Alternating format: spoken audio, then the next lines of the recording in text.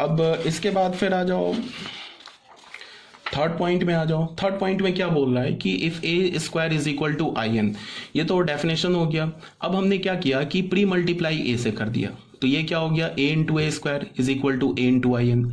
तो फिर A into A square को क्या लिखेंगे A cube, A into I N क्या हो जाएगा ए। ठीक है, तो हमें क्या मिला फिर अगेन ए स्क्वायर अगर आइडेंटिटी मैट्रिक्स के इक्वल है तो ए क्यूब भी आइडेंटिटी मैट्रिक्स के, सॉरी ए क्यूब क्या मिला हमें ए के इक्वल। फिर हमने क्या लिखा ए क्यूब को ए लिखा, फिर यहां से हमने क्या कर दिया ए इंटू ए क्यूब, यहां ऐसे लिख लिया, तो ए क्यूब हमें ए मिल गया। ठीक है, फिर हमने क्या किया कि ए क्यूब ए मिला, फिर हमने इसमें ए फिर से प्री मल्टीप्लाई कर दिया, तो क्या मिल गया हमें A into A cube is equal to A into A. तो ए इंटू ए फिर अगेन क्या मिल गया हमें ए स्क्वायर, ए स्क्वायर को हमने क्या लिख दिया आई, तो यहां से हमें रिजल्ट क्या मिल गया A to the power 4 is equal to I. ठीक है, ए स्क्वायर आई मिला, ए क्यूब आई नहीं मिला, फिर ए टू द पावर 4 आई मिल गया। ठीक है, फिर ए टू द पावर 5 तुम कैलकुलेट करोगे ना तो फिर वो ए आ जाएगा, तो A to the power 6 calculate करोगे तो फिर वो आई आ जाएगा। तो इससे क्या पता चल रहा है कि अगर हमारे पास कोई भी ए मैट्रिक्स इनवॉलेटरी मैट्रिक्स है तो उसका जो इवन पावर होगा ना, इवन पावर वो हमेशा आइडेंटिटी मैट्रिक्स के इक्वल होगा, और जो ऑड पावर होगा वो सेम, अगर तुमने ए पर ऑड पावर लिया तो वो सेम मैट्रिक्स आ जाएगा। ठीक है, इसी बात को यहाँ लिखा गया है ए to the power 2m, 2m कैसा नंबर होगा इवन नेचुरल नंबर, तो A to the power 2m is always an identity matrix, and A to the power 2m plus 1 ये कैसा नंबर होगा odd number, is always an same matrix A matrix, यही बोला जा रहा है इस प्रॉपर्टी में। ठीक है, तो तीन प्रॉपर्टी हमने देख लिया। फर्स्ट प्रॉपर्टी क्या देखा, इनवॉलेटरी मैट्रिक्स को हमने सबसे पहले क्या बोला कि if A is an involutory matrix then A square is equal to identity matrix. ठीक है, ये तो डेफिनेशन हो गया।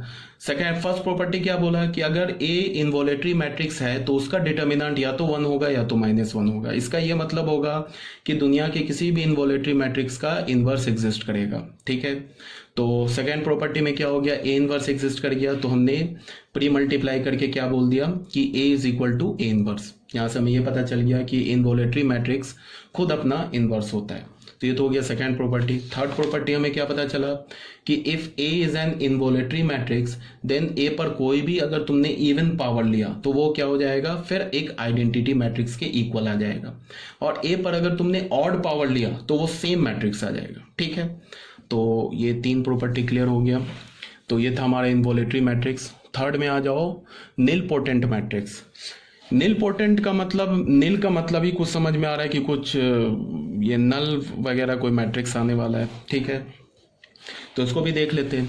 ए square matrix of order n is said to be a nilpotent matrix. एक स्क्वायर मैट्रिक्स है n ऑर्डर का, उसे हम निलपोटेंट कब बोलेंगे, जब a to the power m null होना चाहिए and a to the power a to the power m minus 1 null नहीं होना चाहिए। ठीक है, where m belongs to natural number and m is called the order और इंडेक्स ऑफ द निलपोटेंसी। इसका मतलब क्या है, देखो अगर मैंने तुम्हें बोला ना कि कोई एक मैट्रिक्स a है वो एक निलपोटेंट मैट्रिक्स है।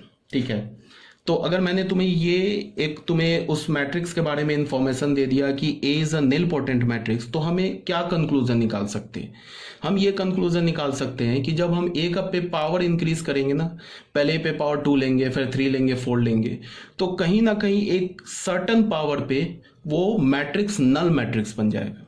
अब कौन से पावर पे बनेगा ये नहीं पता है, हो सके कि A टू द पावर 2 ये नल मैट्रिक्स बन जाए, हो सके A to the power 19 null matrix बन जाए, हो सके A to the power 4 null matrix बन जाए, बट ये गारंटी है कि तुम A पर पावर बढ़ाते जाओगे तो वो नल मैट्रिक्स आ जाएगा। Suppose that A to the power 4 null matrix बन गया, A to the power 2 null matrix नहीं बना, A to the power 3 null matrix नहीं बना, A to the power 4 null matrix बन गया। तो जब एक बार हमने A to the power 4 null matrix बन गया तो फिर A टू द पावर 5 लो वो भी नल आएगा, A टू द पावर 6 लो वो भी नल आएगा, एंड सो ऑन। ठीक है, तो अगर मैंने बोला कि A to the power 4 null matrix बन गया तो ऑब्वियस सी बात है A to the power 4 minus 1 मतलब A टू द पावर 3 एक नल मैट्रिक्स नहीं होगा। फर्स्ट टाइम जो नल मैट्रिक्स बना ना जिस पावर पे, उस पावर को हम निलपोटेंट मैट्रिक्स का इंडेक्स बोलते हैं या ऑर्डर बोलते हैं। ठीक है, तो अगर A to the power 4 null matrix बना तो A to the power 3 null matrix नहीं होगा। ठीक है, तो हम क्या बोलेंगे कि मैट्रिक्स A का जो ऑर्डर होगा, या बोलेंगे कि ऑर्डर ऑफ नील पोटेंसी या index of nilpotency is 4। ठीक है, तो अगर कोई मैट्रिक्स नील पोटेंट मैट्रिक्स है तो उस पर सर्टन पावर रेस करते जाओ, मतलब पावर बढ़ाते जाओ 1 2 3, तो कभी ना कभी वो नल मैट्रिक्स आ जाएगा, इस बात की गारंटी है। और एक बार जिस पावर पे वो नल आ गया, उसके बाद अगर फर्दर पावर इंक्रीज करोगे तो नल आता ही रहेगा। ठीक है, तो ये तो हो गया हमारा नील पोटेंट मैट्रिक्स का डेफिनेशन। अब आ जाओ प्रॉपर्टीज में। तो फर्स्ट प्रॉपर्टी क्या बोल रहा है, a to the power m अगर नल मैट्रिक्स है and a to the power m-1 null नहीं है, तो इसका क्या मतलब होगा, m is called the index और ऑर्डर। ये तो वही बात यहाँ लिखा होगा फर्स्ट प्रॉपर्टी में। ठीक है, तो m को हम क्या बोलेंगे, ऑर्डर बोलेंगे। हाँ, अगर a to the power m null matrix आ गया तो a to the power m+1 भी नल होगा, a to the power m+2 m+3 m+4 ये सारे नल मैट्रिक्स होंगे। बट हम इंडेक्स किसे बोलेंगे, जिस फर्स्ट पावर पे हमारा ए मैट्रिक्स नल मैट्रिक्स आ रहा है उसी फर्स्ट पावर को हम क्या बोलेंगे, इंडेक्स बोलेंगे। ठीक है ना, तो ये फर्स्ट प्रॉपर्टी हो गई। उसके बाद